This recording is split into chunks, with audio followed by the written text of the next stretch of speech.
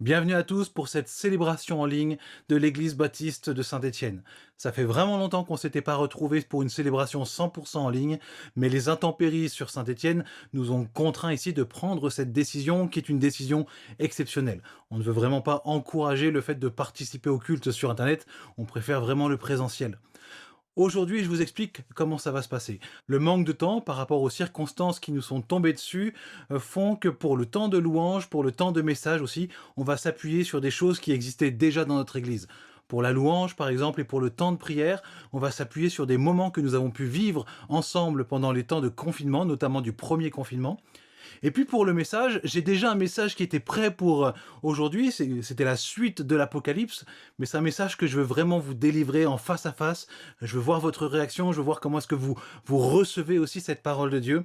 Donc aujourd'hui, plutôt que de vous parler de l'Apocalypse, on va plonger nos regards sur Malachie, sur la fin de Malachie, notamment la question des offrandes. Et je dois vous avouer que quand j'ai réécouté ce message qui date de 2017, eh bien, j'ai réécouté ça hier, j'ai été profondément béni par ce que l'on avait enseigné en 2017 sur ce sujet. Et donc j'espère que pour vous aussi, pendant ce temps de célébration qu'on va passer ensemble, qui sera un peu particulier, eh bien, vous puissiez être bénis au travers de ce passage de Malachie qui nous parle justement de notre relation avec Dieu et de la manière dont nous concevons nos offrandes. Que le Seigneur vous bénisse pendant ce temps de culte et je vous propose de prier avant de louer ensemble le Seigneur. Père, aujourd'hui nous nous réunissons ici, chacun chez nous, mais en communion d'esprit, et nous te prions que dans ces instants, eh bien, ton esprit vienne nous visiter de manière à ce que tout ce qui se fasse, que ce soit dans la louange, dans la prière, dans le message, eh bien, que tout cela soit pour ta gloire. Je prie que Jésus-Christ soit glorifié, je prie que ton Église soit fortifiée et que chacun puisse recevoir, là où il est, dans son chemin, une parole qui vient de toi. Dans le beau nom de Jésus-Christ. Amen. Bonne célébration à tous. Romains chapitre 12, à partir du verset 1er. Je vous recommande donc, frères et sœurs, à cause de cette immense bonté de Dieu, à lui offrir votre corps comme un sacrifice vivant, saint et qui plaise à Dieu. Ce sera là de votre part un culte raisonnable. Ne prenez pas comme modèle le monde actuel, mais soyez transformés par le renouvellement de votre intelligence pour pouvoir discerner la volonté de Dieu, ce qui est bon, ce qui lui plaît et ce qui est parfait.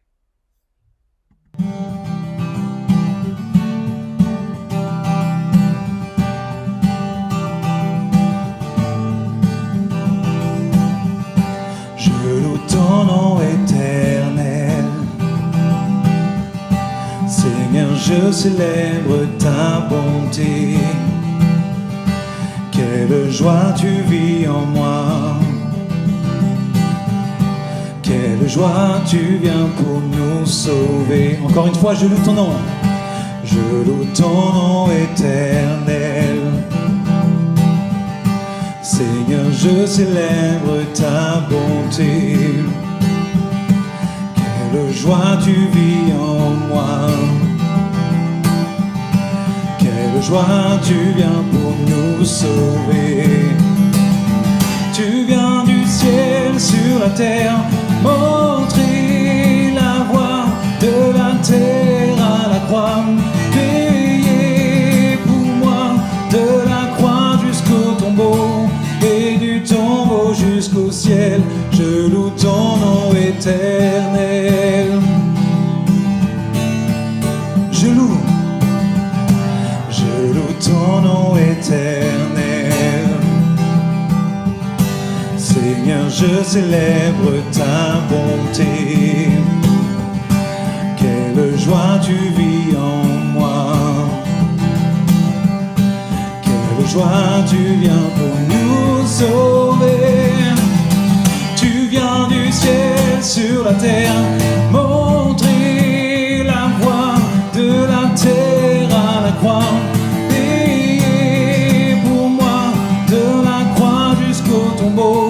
Et du tombeau jusqu'au ciel, je loue ton nom éternel. Tu viens du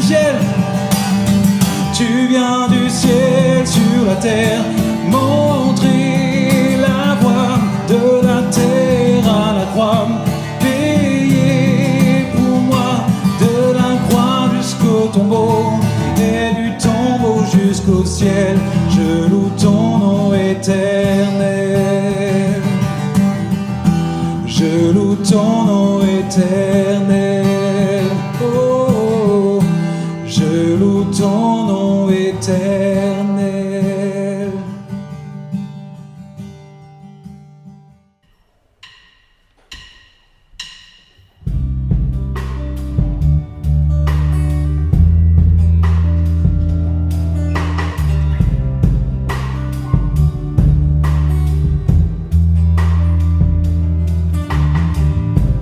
On a tant parlé de lui, et tant méprisé aussi. On a voulu l'effacer en lui perçant les deux pieds,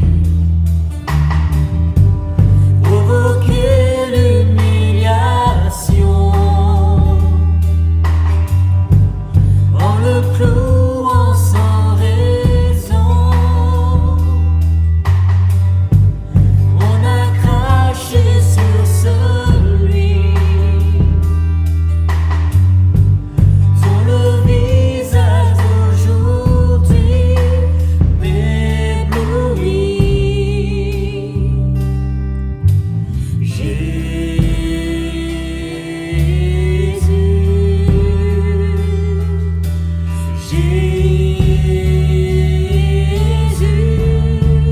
merci pour la croix,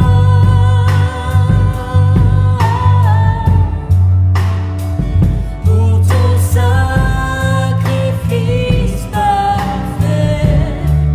Merci pour la croix,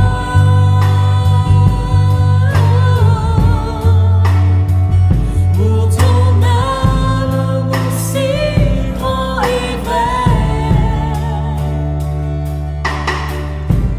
Tant de haine et de violence supportée dans le silence. Le sang coule sur la croix. Je m'approche près de ce bois, à genoux devant ta face. Je reçois ta pure grâce. J'élève ma main vers toi. Je veux que tu guides chacun de mes pas. Jésus,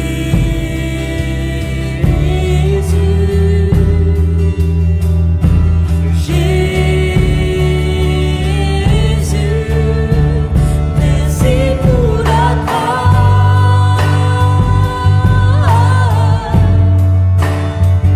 pour ton sacrifice parfait. Merci pour la croix, pour ton amour si grand et vrai. Merci pour la croix,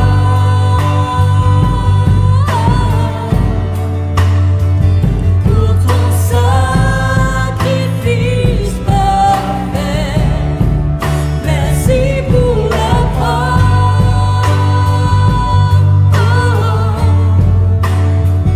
pour ton amour si grand et vrai.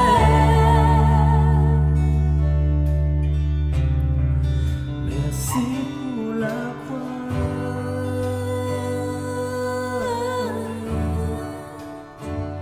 pour ton sacrifice parfait. Merci pour la croix,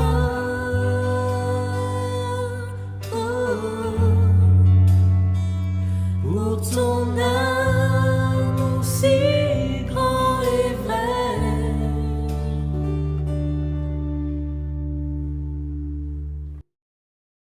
Romains, chapitre 8, à partir du verset 26.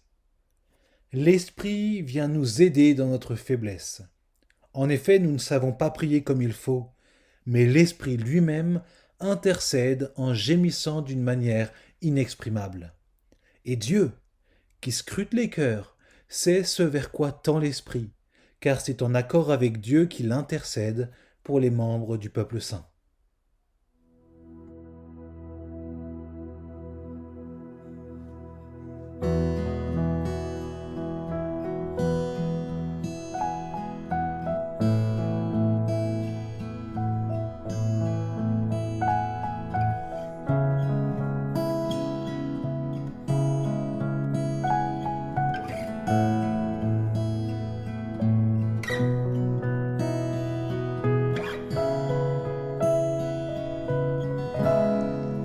Comment expliquer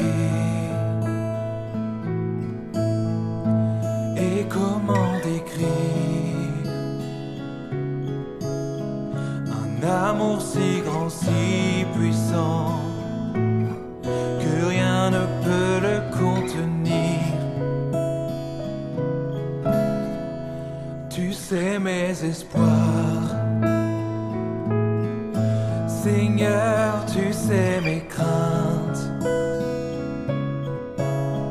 et mes mots sont bien trop petits pour dire tout l'amour que j'ai pour toi.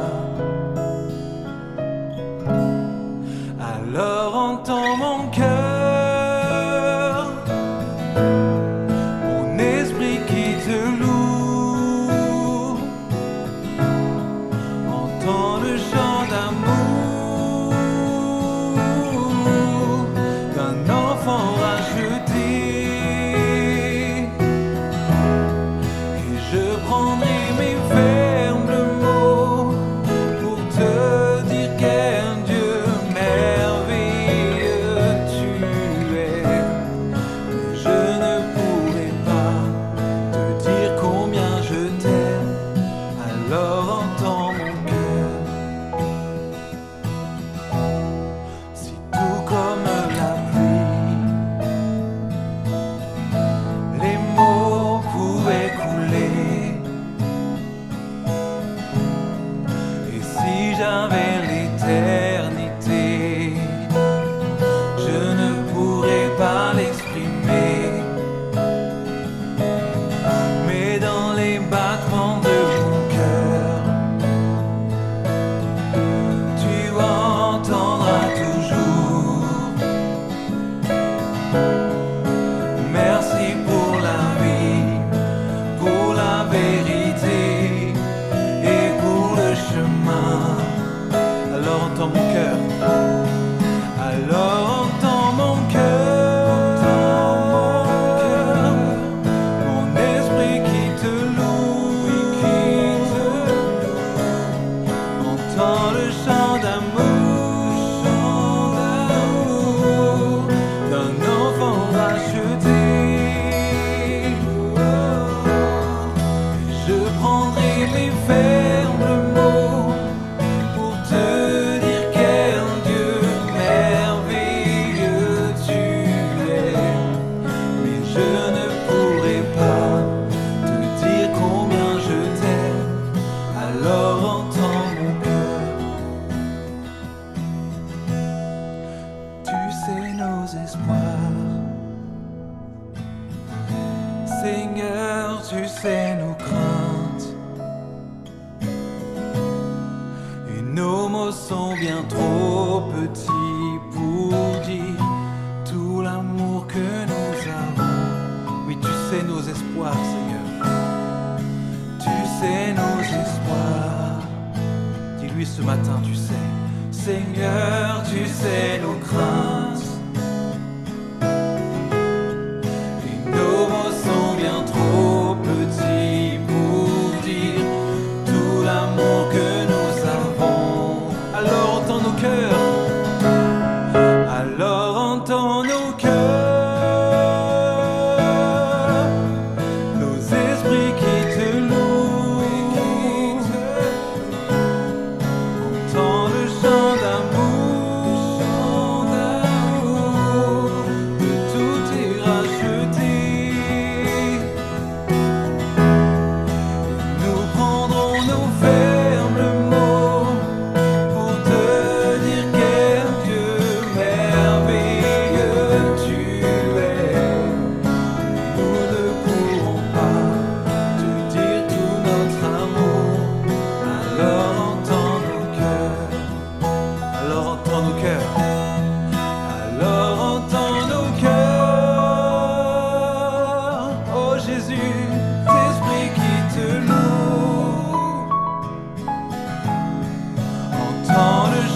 amour, que tout est racheté. Oh, oh, oh. Et nous prendrons nos faibles mots pour te dire quel Dieu merveilleux tu es. Nous ne pourrons pas te dire tout notre amour, alors entends nos cœurs. Nous ne pourrons pas te dire tout notre amour, alors entends nos cœurs. Encore une dernière fois, nous ne pourrons pas, nous ne pourrons pas te dire tout notre amour, alors entends nos cœurs.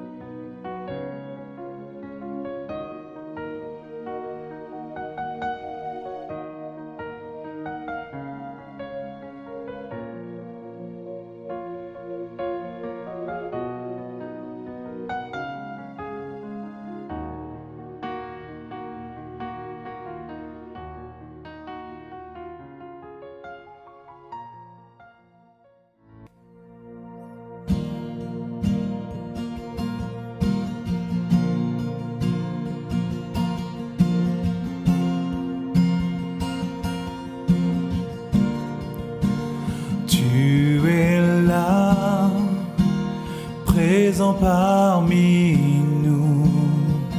Oh, je t'adore, oh, je t'adore. Tu es là, agissant parmi nous. Oh, je t'adore, oh, je t'adore. Tu es là, tu es là, présent parmi nous. Oh, je t'adore, oh, je t'adore. Tu es là, agissant parmi nous. Oh, je t'adore, oui, je t'adore. Tu frayes un chemin au Père des miracles. Tu tiens tes promesses, lumière dans les ténèbres. Mon Dieu, c'est ce que tu es. Oh, oh, oh. Tu ferais un chemin au Père des miracles. Tu tiens tes promesses, lumière dans les ténèbres. Mon Dieu, c'est ce que tu es.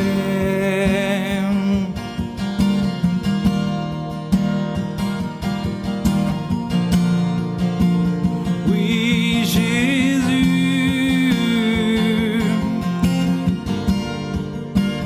tu es là, tu restaures les cœurs brisés.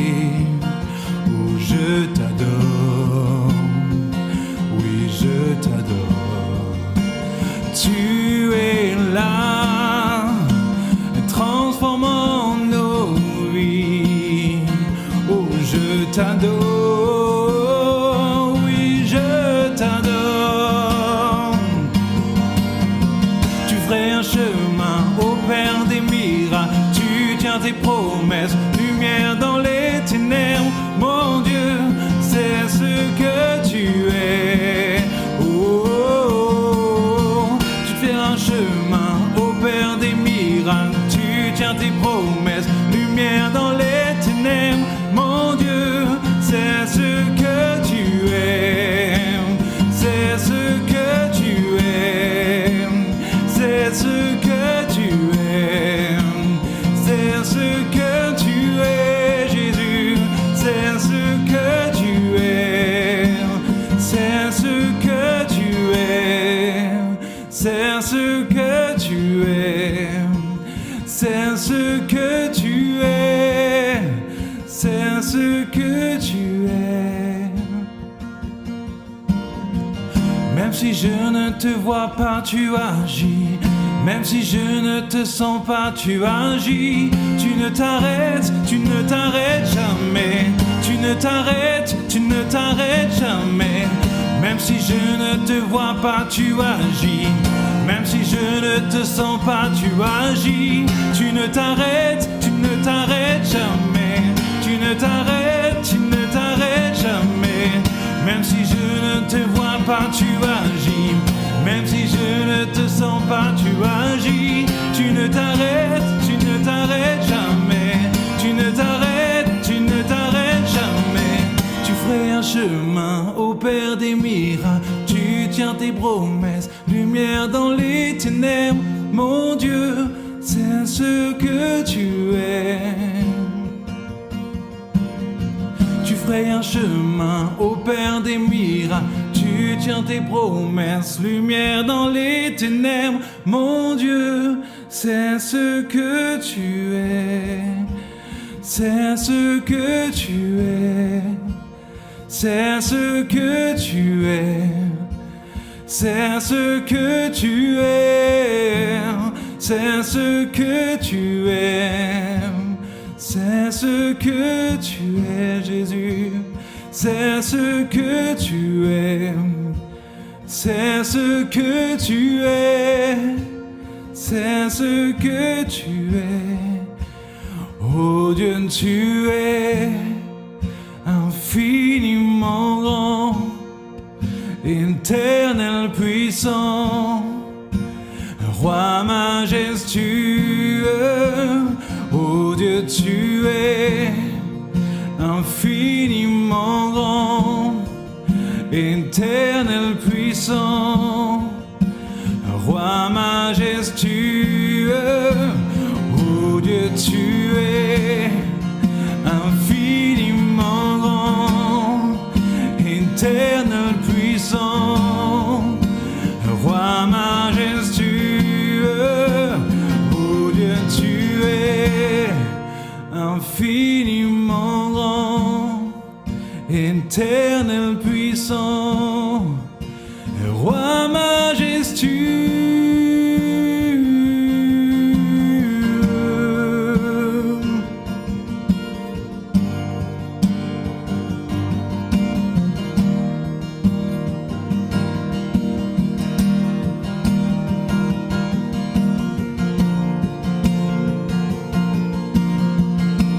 Ensemble, nous allons chanter maintenant Alléluia, et nous faisons monter ce Alléluia vers notre Père, vers notre Dieu.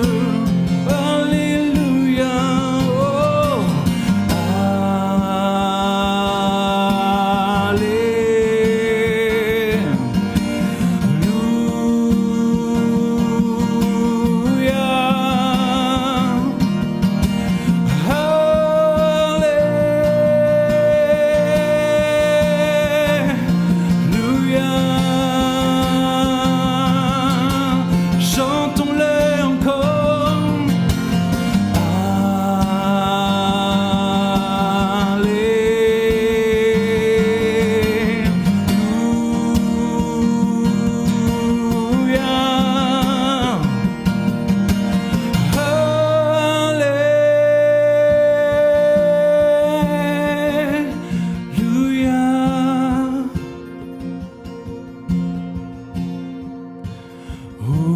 tu es infiniment grand, éternel puissant, roi majestueux, oh Dieu, tu es infiniment grand, éternel puissant, roi majestueux.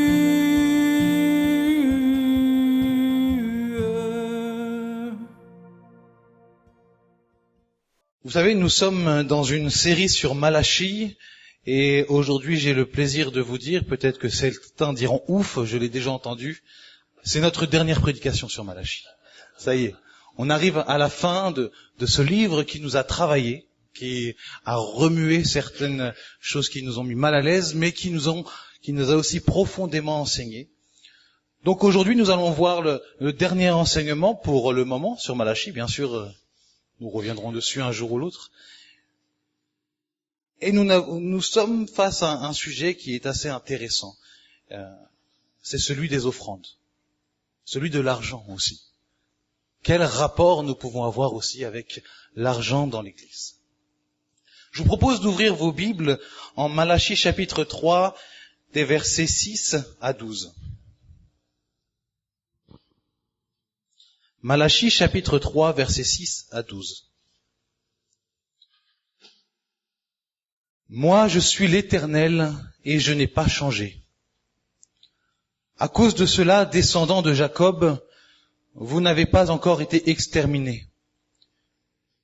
Depuis le temps de vos ancêtres, vous vous détournez de mes lois et vous n'y obéissez pas. Revenez donc à moi, et moi je reviendrai à vous, déclare l'Éternel, le Seigneur des armées célestes. Et vous dites, en quoi devons-nous revenir? Un homme peut-il voler Dieu? Pourtant, vous me volez. Et puis vous demandez, en quoi t'avons-nous donc volé? Ou peut-être dans vos traductions, il y a le mot frustré. Vous me volez sur les dîmes et sur les offrandes. Vous êtes sous le coup d'une malédiction parce que tout ce peuple, vous tous, vous me volez. Apportez donc vos dîmes dans leur totalité au trésor du temple pour qu'il y ait des vivres dans ma demeure. De cette façon-là, mettez-moi à l'épreuve, déclare l'Éternel, le Seigneur des armées célestes. Alors vous verrez bien si de mon côté, je n'ouvre pas pour vous les écluses des cieux et ne vous comble pas avec surabondance de ma bénédiction. Pour vous, je réprimerai l'insecte qui dévore Il ne détruira plus les produits de vos terres et vos vignes dans vos campagnes ne manqueront plus de donner leurs fruits, déclare l'Éternel, le Seigneur des armées célestes. Et tous les autres peuples vous diront bienheureux, car vous serez alors un pays de délices, déclare l'Éternel, le Seigneur des armées célestes. Ici s'arrête notre lecture. Nous avons pu voir que jusqu'ici, dans le livre de Malachie, Dieu se met en colère contre son peuple. Et personne n'échappe ici à la colère de Dieu. Il y a des reproches qui sont donnés pour tout le monde. Des reproches pour les responsables du peuple. Des reproches pour les prêtres. Des reproches en ce qui concerne les mariages. Des reproches en ce qui concerne les divorces. Des reproches pour tout le peuple en ce qui concerne une mauvaise pratique du culte. Et dans cette fin de livre, après avoir pointé du doigt les attitudes néfastes qui conduisent finalement le peuple à sa propre destruction tout au long du livre de Malachie, Dieu montre une espérance. Il est possible de sortir de cette situation, de tourner vers les regards vers Dieu et de revenir à lui. Car lui est fidèle, nous dit ici la parole. Moi, je suis l'Éternel et je n'ai pas changé. Je n'ai pas changé. À cause de cela, descendants de Jacob, vous n'avez pas encore été exterminés. Depuis le temps de vos ancêtres, vous vous détournez de mes lois et vous n'y obéissez pas. Revenez donc à moi. Revenez donc à moi et je reviendrai à vous, déclare l'Éternel, le Seigneur des armées célestes. Dieu ici prouve sa fidélité envers son peuple dans le fait que malgré leur désobéissance, eh bien, ils n'ont pas été détruits. Ils n'ont pas été détruits. Même dans leur désobéissance, la grâce de Dieu à leur égard s'est continuellement manifestée. Dieu est celui qui est lent à la colère et qui respecte sa parole. Il se souvient des paroles prononcées à Abraham. Il se souvient de l'alliance qu'il a conclue aussi au Sinaï. Dieu est immuable. Immuable, ça veut dire qu'il ne change pas. Il n'y a pas de variation. Sa bonté, son amour, sa justice ne varient pas. Il est toujours le même. Il est le même hier, il est le même aujourd'hui et il sera le même encore demain et pour l'éternité. Et en affirmant cela ici, le fait que Dieu ne change pas, Malachie montre le fossé qu'il peut exister entre Dieu et son peuple. Le verset 7 nous dit « Moi l'Éternel, je n'ai pas changé ». Dieu de toute éternité n'a pas changé. Alors qu'au verset 7, lorsqu'il est question des hommes, de ceux qui appartiennent à Dieu, « Depuis le temps de vos ancêtres, vous vous détournez de mes lois et vous n'y obéissez pas. » On a d'un côté un Dieu qui ne change pas, et de l'autre on a un peuple qui est versatile. Dieu ne change pas et ne transgresse pas son alliance, alors que son peuple, lui, semble être habitué à la transgression. Et malgré cette inconstance du peuple de Dieu, lui reste fidèle. Et ça, je crois que c'est un encouragement déjà que l'on peut prendre pour nous aujourd'hui. Il ne faut pas croire que nous sommes meilleurs que le peuple au temps de Malachie. Nous faisons partie du peuple de Dieu avec les mêmes travers que le peuple de l'Ancien Testament. Nous sommes inconstants dans notre marche avec Dieu. Mais lui, par contre, reste constant avec nous. Il reste fidèle et il nous appelle jour après jour à revenir à lui. Et il nous assure en nous disant « Revenez à moi et moi je reviendrai à vous ». Et on peut être sûr que si ce Dieu qui ne change pas, s'il nous dit qu'il reviendra à nous, si nous revenons à lui, alors c'est que ça se passera ainsi. Nous n'avons pas à douter. Et tout à l'heure, on a parlé de l'étude biblique du mardi soir, et peut-être ceux qui les suivent reconnaissent ici un enseignement de Jacques aussi que nous avons vu il y a peut-être 2 semaines. Soumettez-vous donc à Dieu. Résistez au diable et il fuira loin de vous. Approchez-vous de Dieu et il s'approchera de vous. Celui qui revient à Dieu, qui retourne vers Dieu, qui court vers Dieu, fuit de la présence du diable. Vous savez, c'est lui notre ennemi, qui fait tout pour briser la relation que Dieu crée entre nous et lui. C'est une assurance que nous avons aujourd'hui. Celui qui cherche et qui veut venir auprès du Père, alors le Père le devance. Le Père lui-même va à sa rencontre. Dieu l'accueille et vient pour le rencontrer. Alors, devant cette affirmation avec l'appel au retour vers Dieu, le peuple, au temps de Malachie, pose une question. Mais comment revenir? Comment revenir? C'est une question importante. C'est une question qui peut nous sauver. Car cette question ouvre notre intelligence et notre humilité devant la parole de Dieu. Mais qu'est-ce que ça veut dire ici? Est-ce un rapprochement physique que Dieu attend? En essayant d'être le plus proche du ciel? Peut-être comme l'ont fait les hommes avant avec la tour de Babel, en s'approchant physiquement le plus proche de Dieu? Est-ce que lorsque je suis dans un avion, je suis plus proche de Dieu que nous qui restons par terre? Je crois que nous connaissons la réponse. C'est non, bien sûr que non. Est-ce que c'est un rapprochement spirituel par la prière que Dieu attend? Ou alors est-ce que c'est un rapprochement de Dieu par l'attitude? La réponse que va donner Dieu lui-même nous éclaire. Il attend de son peuple un changement d'attitude. Un homme peut-il voler Dieu? Pourtant vous me volez. Et puis vous demandez, en quoi t'avons-nous donc volé? Lorsque vous retenez vos offrandes et vos dîmes, vous êtes sous le coup d'une malédiction parce que tout ce peuple, vous tous, vous me volez. Apportez donc vos dîmes dans leur totalité dans le trésor du temple pour qu'il y ait des vivres dans ma demeure.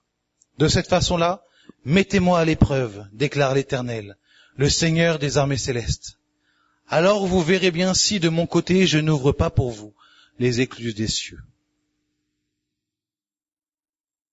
Malachie nous apprend ici que le peuple avait une fâcheuse tendance à dévaloriser les offrandes, à dévaloriser le fait d'apporter les offrandes et la dîme devant Dieu. Pour cause, Dieu se dit frustré, il se dit même volé par son propre peuple. Ce qui doit nous frapper, c'est qu'ici, le peuple de Dieu ne semble pas avoir conscience qu'il est en train de voler Dieu.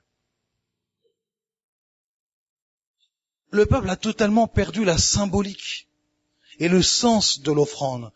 Parce que c'est un signe d'appartenance profonde à Dieu, un signe d'amour et un signe de soumission au Créateur, de dépendance totale.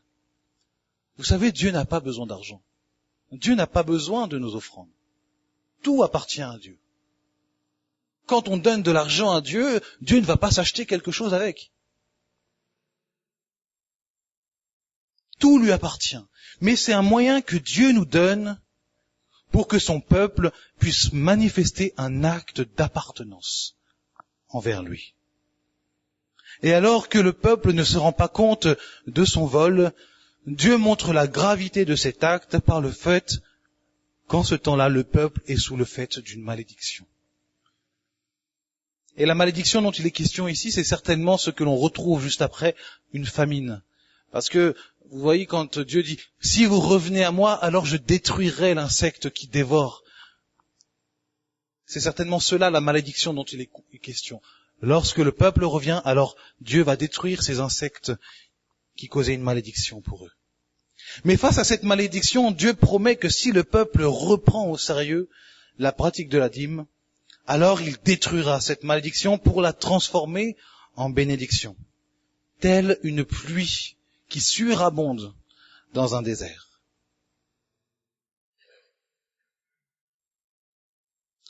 Ce que nous pouvons nous poser comme question maintenant, c'est pour nous aujourd'hui. Est-ce que cela veut dire que si je fais des offrandes financières à Dieu, dans le cadre de l'Église notamment, dois-je m'attendre à être béni? Je dirais oui, tout à fait. Mais il y a un grand mais. Il y a un grand mais. Parce que vous savez, tout autour de nous, on retrouve une forme de compréhension de la pratique des offrandes. et de la bénédiction qui l'entoure. Et il arrive d'entendre autour de nous qu'il faut donner pour être béni, que notre bénédiction dépend du don.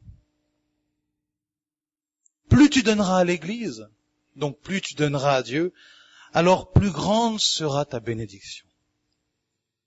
Et par moments, on pourrait t'encourager par la foi et par l'amour de Dieu en te disant « Donne tout ce que tu possèdes parce que c'est sûr que Dieu va te bénir en abondance. Tu vas récupérer bien plus que ce que tu as investi le dimanche matin. » Et parfois, comme de bons vendeurs, ceux qui disent cela donneront des chiffres.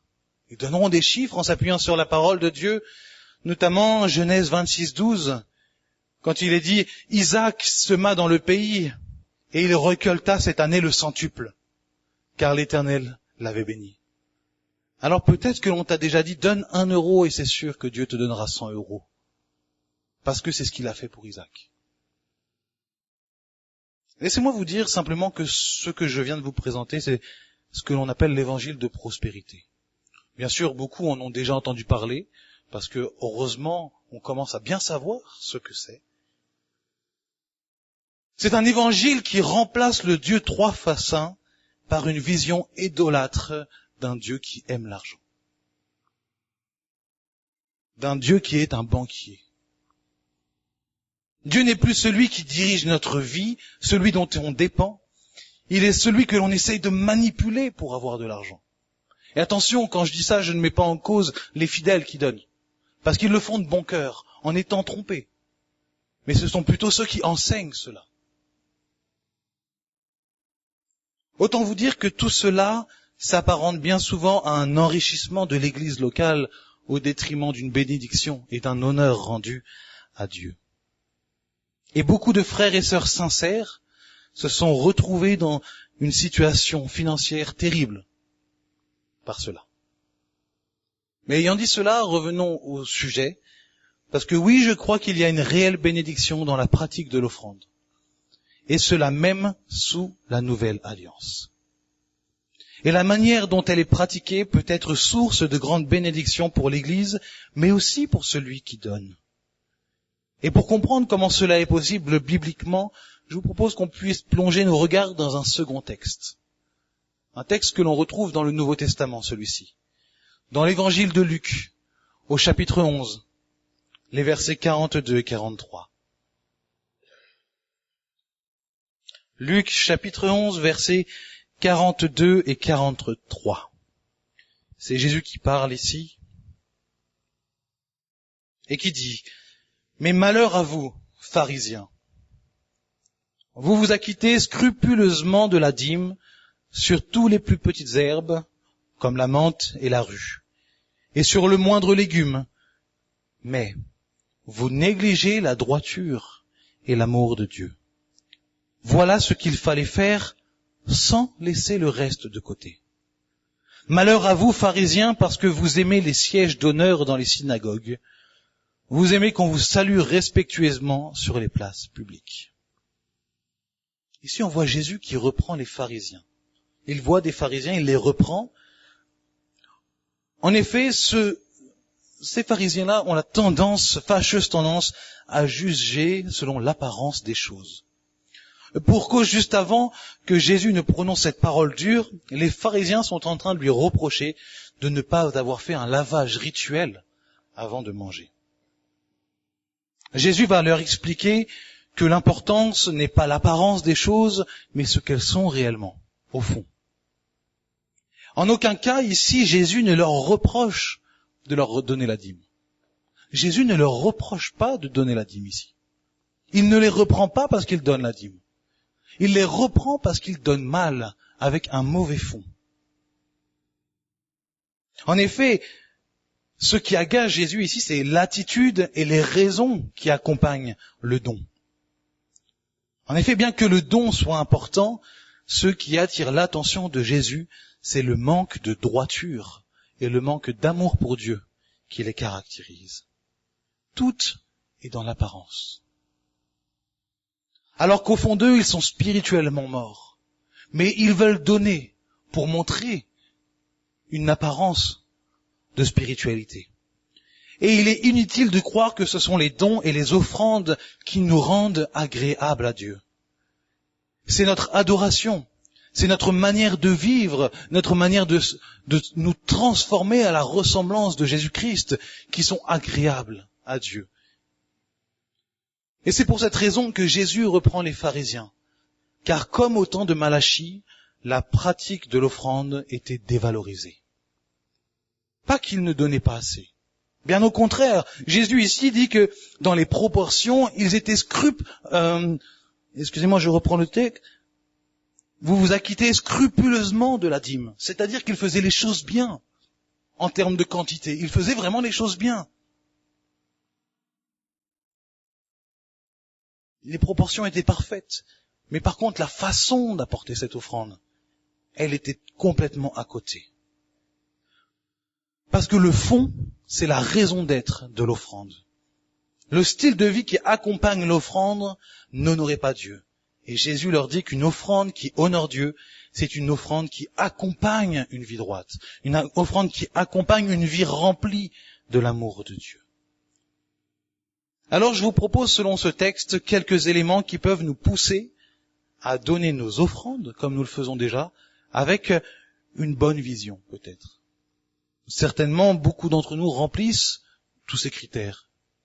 Mais peut-être on a besoin de grandir dans certains de ces critères. Nos offrandes, premièrement, sont un acte d'adoration. Comme je vous l'ai dit tout à l'heure, Dieu n'a pas besoin de notre argent. Et pourtant, il nous appelle à lui donner. Tout comme le chant ou la prière, le fait de donner à Dieu est une forme d'adoration. C'est un moyen que Dieu nous donne pour l'adorer. C'est pour cette raison que dans l'Ancien Testament, il y avait, vous savez, tout un nombre de sacrifices, et notamment des sacrifices d'adoration. Le peuple se séparait de quelque chose qui lui coûtait, de manière à honorer Dieu, à glorifier Dieu, à adorer Dieu par ce sacrifice. Eh bien, c'est la même chose qui nous est demandée aujourd'hui lorsque nous faisons les offrandes, c'est le voir comme une manière aussi d'honorer Dieu. Nous donnons à Dieu une partie de ce dont nous avons besoin pour l'honorer comme le faisaient nos frères et nos sœurs dans l'Ancien Testament.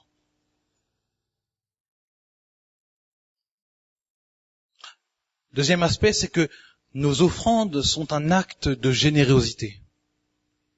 En effet, cette générosité chrétienne passe par nos offrandes régulières.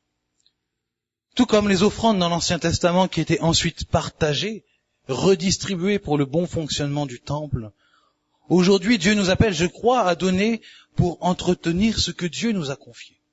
Nous croyons par exemple que ces locaux ne sont pas juste la volonté d'hommes et de femmes qui veulent se regrouper pour prier ensemble. Nous croyons que ces locaux font partie de la volonté de Dieu pour cette ville aussi, pour que nous puissions accueillir du monde, pour prêcher la parole de Dieu. Alors, pour entretenir ces locaux que nous considérons à Dieu, eh bien, nous avons aussi besoin de lui apporter nos offrandes. Troisièmement, nos offrandes sont un acte de dépendance à Dieu. C'est une grande marque de dépendance à Dieu que de décider de lui consacrer une partie de nos revenus. La dépendance à Dieu se manifeste particulièrement, et je crois qu'elle est aussi particulièrement honorée par Dieu lorsque les dons sont réfléchis. Qu'est-ce que c'est qu'un don réfléchi? Un don réfléchi, c'est un don dont la valeur est définie. Qu'importe si la valeur est petite, qu'importe si la valeur est grande, mais dont la valeur est réfléchie, elle est pensée. Le montant n'est pas la question, mais c'est le fait d'y réfléchir en amont. Un montant défini dès le début du mois, par exemple. Une manière de dire à Dieu, je te fais pleinement confiance. Je t'offre cette somme avec l'argent que j'ai reçu et je place ma confiance en toi maintenant pour le reste du mois.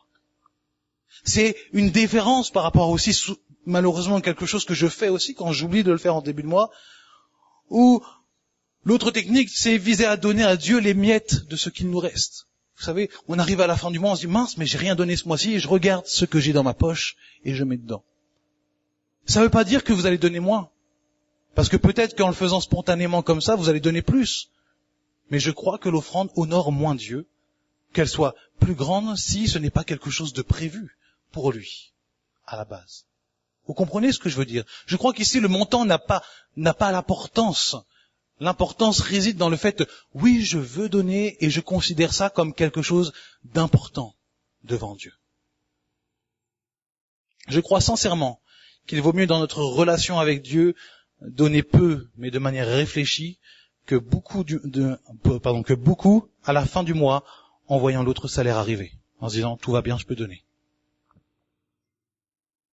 Quatrièmement, nos offrandes sont un acte d'engagement. Un engagement est une chose à laquelle on se tient. Tout comme le moniteur de l'école du dimanche qui s'engage pour la bénédiction des enfants de l'église. Ou comme celui qui s'engage pour nettoyer les locaux. Ou celui qui prépare la louange, ou qui fait partie de l'équipe de louange. L'ensemble des frères et sœurs contribuent à l'offrande, donc tous les chrétiens sont appelés à être engagés dedans. Un engagement envers Dieu, premièrement, parce que c'est à Dieu, premièrement, que l'on donne, mais aussi un engagement que l'on prend les uns envers les autres. Comme je l'ai dit, pour la bonne tenue des locaux, pour le soutien du ministère pastoral en place, lorsqu'il est rémunéré, et puis pour tout le reste des actions que nous entreprenons, que nous mettons en place. Vous savez, nous avons la bénédiction, par exemple, que ces locaux, l'ensemble du financement qui ont permis de l'acheter, ont déjà été remboursés, je ne m'en trompe pas. Hein. Mais il faut bien se dire que si ça a été remboursé, c'est qu'il y a des frères et des sœurs qui se sont engagés tous les mois, pendant de longues années, pour le faire. Nos offrandes, cinquièmement, doivent être un acte désintéressé. Et pour moi, c'est un point fondamental. Je crois que ce n'est pas quelque chose qui nous concerne directement, j'espère. Mais pour moi, c'est fondamental.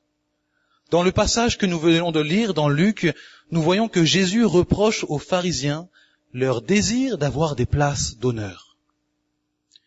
Il ne faut pas douter que l'un des moyens qu'utilisaient les pharisiens pour avoir ces places d'honneur, ces sièges dorés, eh bien, c'était justement la pratique de leurs offrandes. En se disant, plus je donne, meilleure sera ma place dans la synagogue.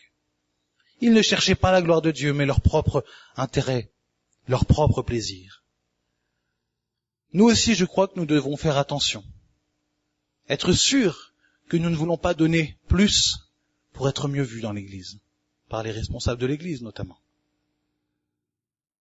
Il y a malheureusement beaucoup d'exemples modernes et il y a peu de temps, je parlais avec un frère en région parisienne qui m'expliquait une situation douloureuse qu'il vivait dans son Église en tant que responsable et accompagnant d'Église. Église, malheureusement, où peu de monde se réunissent et l'ensemble des finances quasiment est tenu par une seule famille. Et du coup, ça devient difficile lorsque le pasteur ou le responsable le sait et qu'il doit agir avec fermeté de pouvoir reprendre les personnes. Parce que par moments, il y a la peur. Oui, mais si je leur fais mal, si je les blesse et qu'ils partent, est-ce que l'Église ne va pas s'écrouler à cause des raisons financières? Autant vous dire qu'exercer un ministère pastoral dans des conditions comme cela, eh bien, ça crée des fausses craintes. Parce que l'argent ne doit jamais être un frein pour dire les choses réellement. Mais il n'empêche que ça peut être des craintes qui naissent. Et c'est notamment pour éviter tout favoritisme que je ne pense pas faire, mais je préfère me protéger de ma part en tant que pasteur. Et j'en ai parlé déjà à une réunion, je crois. J'ai demandé au conseil de ne jamais être au courant de ce que vous donnez. Je n'ai aucune idée de ce que vous donnez. Je connais la tendance générale des offrandes. Je sais si ça va bien, est-ce que ça ne va pas. Mais je n'ai aucune idée de ce que chaque personne parmi vous peut donner. La seule personne qui le sait vraiment dans l'Église, c'est notre sœur qui est trésorière. Mais je crois que pour un bon fonctionnement de l'Église, pour être sûr qu'il n'y ait pas un favoritisme qui se crée malgré nous, il est bon. C'est pour ça que je crois que Jésus nous dit que ta main droite ne sache pas ce que ta main gauche a donné. Que ton frère ne sache pas ce que ta sœur a donné, etc., etc. Parce que c'est avant tout notre relation avec Dieu dont il est question ici. Nos offrandes ne doivent pas être un moyen de pression. Elles sont un moyen d'honorer Dieu. Et enfin, je dirais, le sixième aspect, c'est que nos offrandes sont un acte missionnaire, un acte de mission. En effet, c'est par nos offrandes que je crois que Dieu aussi suscite et crée des choses dans l'Église. Par nos offrandes, par les finances qu'elles permettent aussi à l'Église. Car nos finances contribuent à l'avancement de l'Évangile, aussi localement. Bien sûr, l'avancement de l'Évangile ne peut se faire sans les finances, mais je crois que Dieu utilise les finances aussi pour que l'avancement aille plus vite, soit plus grand, et un rayonnement plus important. Parce que les finances nous permettent d'entretenir ces locaux et d'inviter des personnes ici pour entendre la parole de Dieu. Les finances nous permettent d'investir dans l'achat de Bibles, dans l'achat de Nouveau Testament que nous pouvons redistribuer, que nous pouvons offrir. Les finances nous permettent aussi d'investir pour l'aide alimentaire le jeudi. Vous le savez, c'est aussi comme cela que l'on peut acheter des denrées pour les personnes qui sont nécessiteuses. Toutes ces finances et tout cela, ce sont des actes missionnaires. Ce sont des actes qui marquent notre appartenance à Dieu.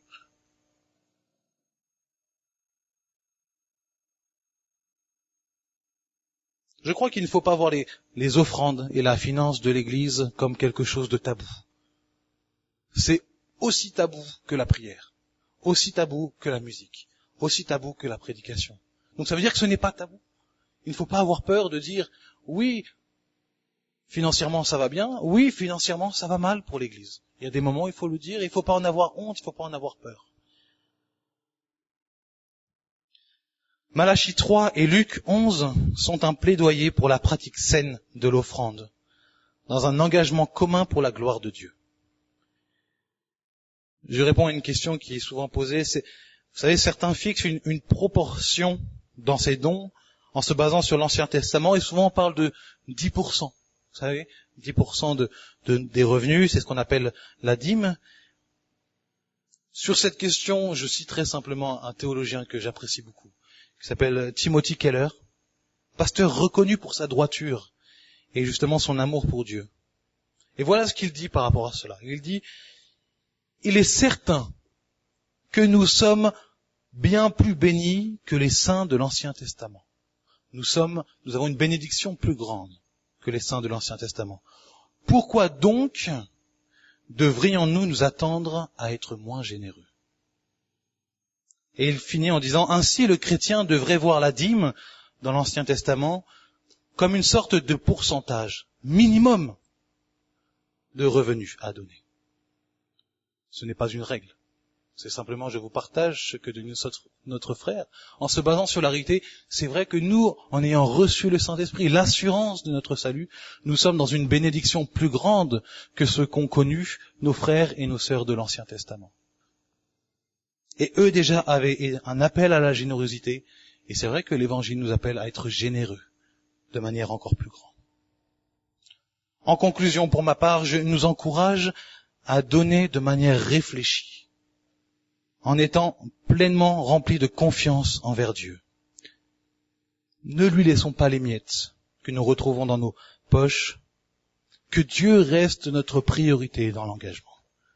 Que ce soit pour une petite somme, que ce soit pour une grande somme, qu'importe, mais que Dieu reste à la première place. Ça y est, nous arrivons à la fin de cette célébration. Pour peut-être avoir un peu de partage les uns avec les autres, n'hésitez pas à marquer en commentaire comment est-ce que le message peut-être a pu vous toucher d'une manière particulière aujourd'hui. Et je vous transmets simplement une annonce. Pour cette semaine, comme pour la semaine qui vient de précéder, nous n'aurons qu'une seule étude biblique pour continuer d'approfondir le livre de l'Apocalypse, et ça sera vendredi. Donc mardi soir, il n'y a pas d'étude biblique, mais par contre vendredi à 14h, pour ceux qui sont disponibles, on se retrouve dans nos locaux pour approfondir ensemble le texte de l'Apocalypse. Il ne me reste plus pour ma part à vous souhaiter une bonne semaine, que le Seigneur Jésus continue de vous fortifier, de vous soutenir et que sa grâce vous accompagne chaque jour.